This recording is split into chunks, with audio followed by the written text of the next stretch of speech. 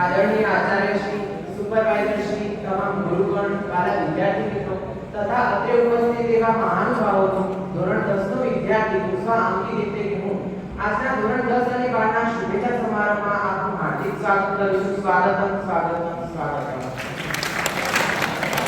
આજના આ શુભેચ્છા સમારોહમાં આપણે સૌ આપણી શાળા એટલે કે શ્રી વિદ્યાલય અને શ્રી ઈલા પટેલ ઉમા શાળાના ધોરણ 10 અને 12 ના વિદ્યાર્થી મિત્રોને શુભેચ્છા આપવા માટે એકત્રિત થયા છીએ.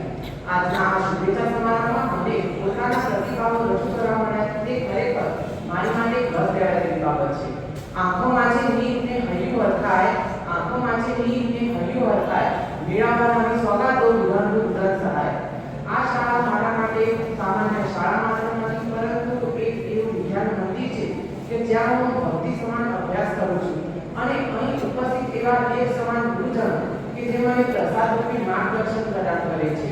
અને આ શાળામાં મેં ઘણો સમય વ્યતીત નથી કર્યો, પરંતુ જેટલો સમય પસાર કર્યો છે તે ખરેખર મારા માટે અમૂલ્ય તથા અતુલ્ય છે. આ શાળા સાથેની મારી મુસાફરી કે જે ધોરણ 9 થી શરૂ થઈ હતી અને ધોરણ 10 નામના વિરામ સ્થળ ઉપર આવી અટકી ગઈ છે. મેં આ શાળામાં ઘણી બધી યાદો બનાવી કે જે ખરેખર મારી માટે સ્મરણીય છે.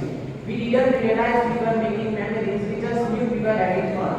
આ શાળામાં અમે અભ્યાસ માટે નથી કર્યો, પરંતુ તેની સાથે સાથે સભ્યતા, શિસ્ત, અનુશાસન પણ શીખ્યું છે. આ શાળાએ સહકાર તથા એકતાનું ઉત્તમ ઉદાહરણ પૂરું પાડ્યું છે. આ શાળાના તમામ શિક્ષકશ્રીઓ કે જે ગુરુની વ્યાખ્યાને સંતુષ્ટ કરે છે અને સાચા ગુરુ એ જ કહેવાય કે જે અંધકારરૂપી અજ્ઞાનમાંથી બાળકને પ્રકાશરૂપી જ્ઞાન તરફ લઈ જાય. અને આ શાળાના ગુરુજન અમને એ પણ શીખે છે કે એક વ્યક્તિની ઓળખ તેના સંગતમાં રહેતા બીજા વ્યક્તિના આધારે થાય છે. આથી આપણને પોતાના જીવન દરમિયાન, જીવનની મુસાફરી દરમિયાન કેવા વ્યક્તિને પોતાની સંગતમાં રાખવો તેના ઉપર મહાન ગુરુ એવા ચાણક્યે એક શ્લોક કહ્યો હતો. દુર્જનેષુ ચ સર્વેષુ વરં સર્પો ન દુર્જન સર્પો દશંતિ કાલે ન દુર્જનસ્તુ પરે પરે.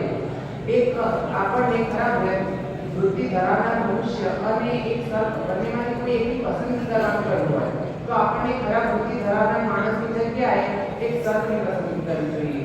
કારણ કે સર્પ પોતાની પ્રકૃતિ આધીન એક વાર કરશે, પરંતુ જે ખરાબ વૃત્તિ ધરાવનાર માણસ છે તે પોતાની પ્રકૃતિ આધીન આપણને ડગલે પગલે કરશે. આ શાળામાં પરીક્ષાલક્ષી જ્ઞાન તો આપવામાં જ આવે છે, પરંતુ તેની સાથે સાથે આધ્યાત્મિક જ્ઞાન પણ આપવામાં આવે છે.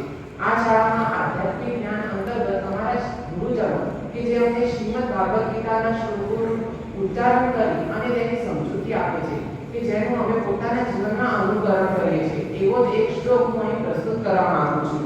કર્મણ્યવાધિકારસ્તે મા ફલેષુ કદાચન મા કર્મફલે હેતુર્ભૂ માતે સંભોત્સ્વ કર્મણિ. આ શ્લોકનો અર્થ એ થાય છે કે આપણું કાર્ય કર્મ કરવાનું છે, કર્મના ફળની ઈચ્છા રાખવાનું નહીં.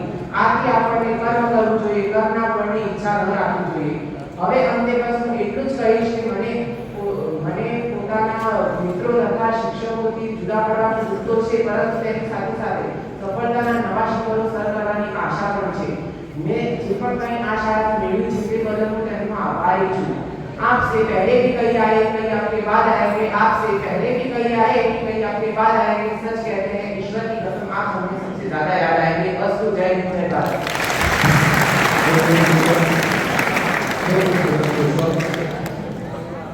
गुरु गोविंद दो खड़े काके लागू बार बलिहारी तो गोविंद की बगार. शिक्षा से बड़ा कोई बता नहीं है.